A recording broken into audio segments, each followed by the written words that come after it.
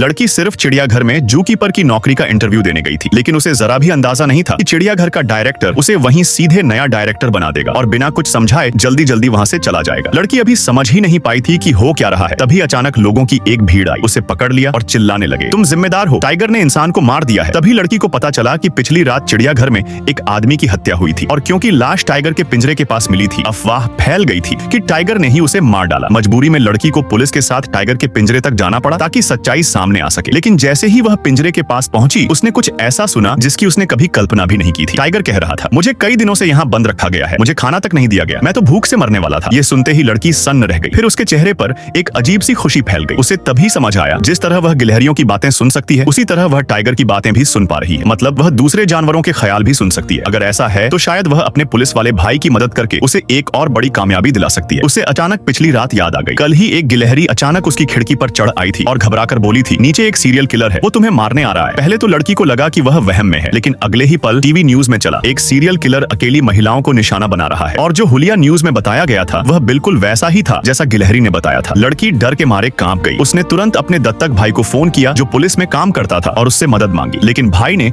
उसकी एक बात पर भी भरोसा नहीं किया, उल्टा उस पर चिल्लाया, तुम आज भी अपनी गलती मानने को तैयार नहीं हो, इसलिए परिवार तुम्हें कभी वापस नहीं अपनाएगा। ये सुनकर लड़की का दिल पूरी तरह टूट गया। सालों से उसने अपनी बेहतरीन वेटरनरी स्किल्स से दत्तक माता पिता की कई कीमती पेट वैक्सीन बनवाई थी, फिर भी उसे हमेशा बाहरी ही समझा गया, खास तौर पर तब जब उनके असली बेटी मिल गई। उसके बाद पूरा परिवार उससे और ज्यादा नफरत करने लगा, यहाँ तक कि जब असली बेटी ने जानबूझकर उसे सीढ़ियों से धक्का दिया, तब भी उसकी बात को झूठ मान लिया गया और उसे घर से निकाल दिया गया। उसे कभी नहीं लगा था कि जब उसकी जान खतरे में होगी तब भी उसका दत्तक भाई इतना बेरहम निकलेगा। बेबस होकर लड़की ने अपने असली भाई को फोन किया, जिससे वह जिंदगी में बस एक बार मिली थी। और हैरानी की बात यह थी कि उसका असली भाई थोड़ी ही देर में खाने पीने का सामान लेकर उसके किराए के घर पहुंच गया। वह उसके पास रुका, उसे अकेला नहीं छोड़ा और उसकी हिफाजत करने लगा। तभी गिलहरी ने फिर चेतावनी दी, किलर सीढ़ियां चढ़ रहा है। लड़की ने फौरन अपने भाई को बताया। पुलिस वाला भाई तुरंत अलर्ट हो गया और जैसे ही सीरियल किलर घर में घुसा,